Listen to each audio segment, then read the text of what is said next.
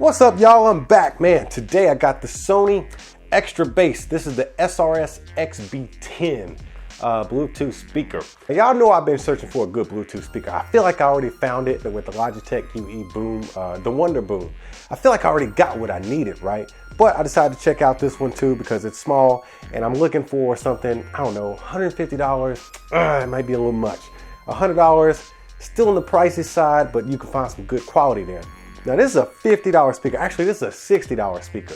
I was looking for something that might be in between my JBL Charge 2 and my JBL Clip here. Now this is my favorite Bluetooth speaker for just hanging on my bag and just keeping it, just so I can have some better music than my phone. You know, with something like this, you don't care about room fill and sound or nothing like that. You just need some better quality music than what's on your phone, right? So I think I paid $50 or maybe even $60 for this thing back in the day. So my two speakers have been the JBL Charge 2 and this thing. So I was looking for something that might be kind of a cross between the two, something where I could just use one speaker, right? So I've been on my search. Now here we go. We got the Sony SRS-XB10. This is supposed to be an extra bass speaker. So let's open this thing up. Now, you know what? I don't know about Sony, man. You know what, man? Sony doesn't even try with their packaging and unboxing experience. It's like, you know what? We're Sony, just buy our stuff. Look at this, man. There's just really nothing in here. You just open up the package. I mean, you know, for other companies, I give them an excuse because, you know, they really haven't been around that long or they're really not that popular. But a company like Sony, you know, when you're going up against Apple and Samsung and LG and all these other companies, right, you would expect a little bit better as far as unboxing. But you know what? It is what it is. We got a micro USB charging cable, some instructions that come in like 17,000 different languages, some plastic wrap, and your Bluetooth speaker. This is what you spent your money on, not your unboxing. All right, so right off the top, this thing actually does, it has like this rubbery coating. It's a thicker rubber coating. It's not gonna bounce on it like that, but it is a thicker rubber coating. Is this splash proof? Let me look. Water resistant, IPX-X5 water resistant.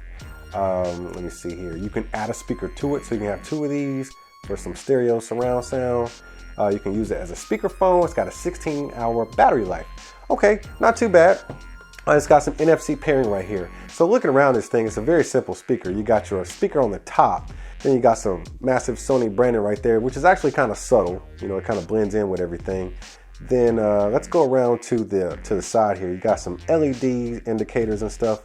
Let me see, you got a play and pause button, you got an add button, volume down, volume plus, power, and some more LEDs for pairing, charge, and all that good stuff. Now, as far as the buttons go, I'm really not a fan of the smushiness. It's like they're recessed in there and they're very squishy. I really just do not like the buttons. You almost don't even realize you're pressing the buttons. So the buttons are super smushy, not a fan. Then you got a little flap here where you open it up. Hey, 3.5 millimeter jack. All right, that's kind of a rare. That's kind of a rare thing these days. Then you got your micro USB charging port, and you cover that up because it is, you know, it's supposed to be water resistant. And then around the bottom here, you see where it's kind of opened up. It's got these slots right here. Those are your bass radiator, man. That way you get that air pushing out of there. So hopefully this thing has some good quality bass. And this thing is, it looks like, oh, it's not permanently attached. You can actually detach it if you want to. It's like a little string looped in there.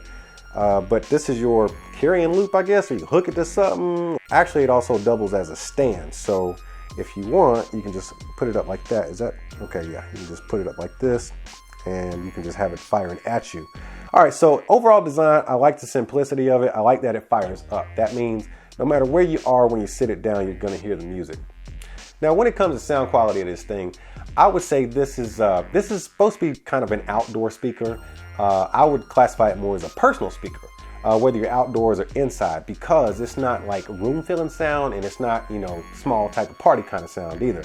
I definitely would compare it to this JBL Clip. This is the original Clip, right?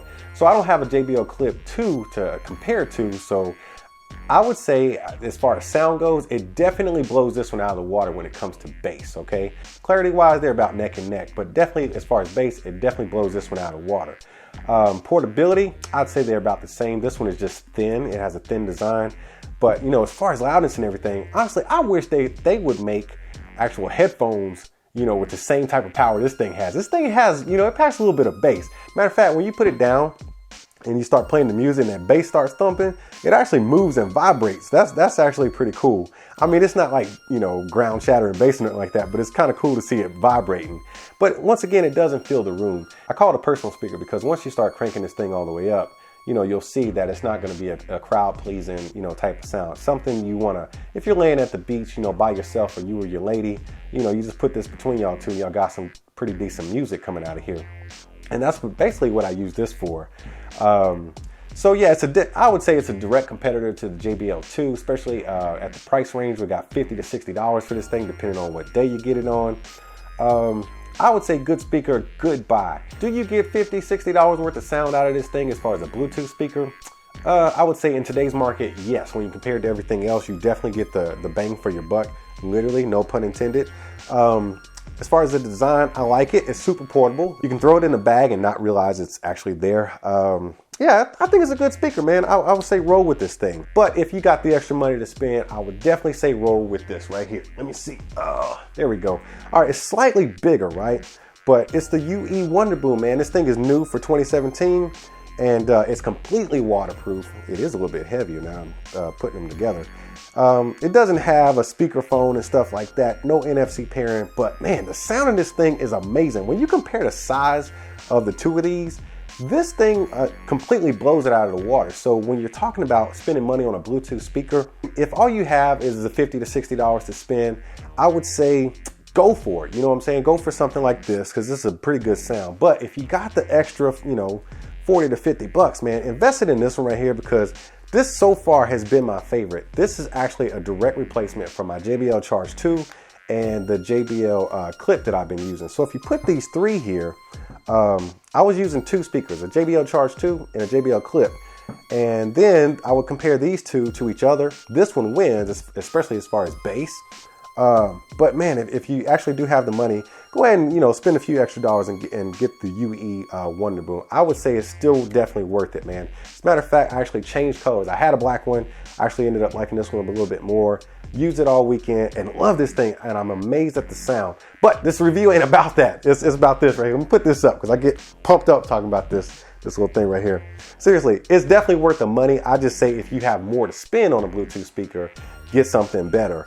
But it's definitely worth the money. The Sony The Sony SRS-XB10.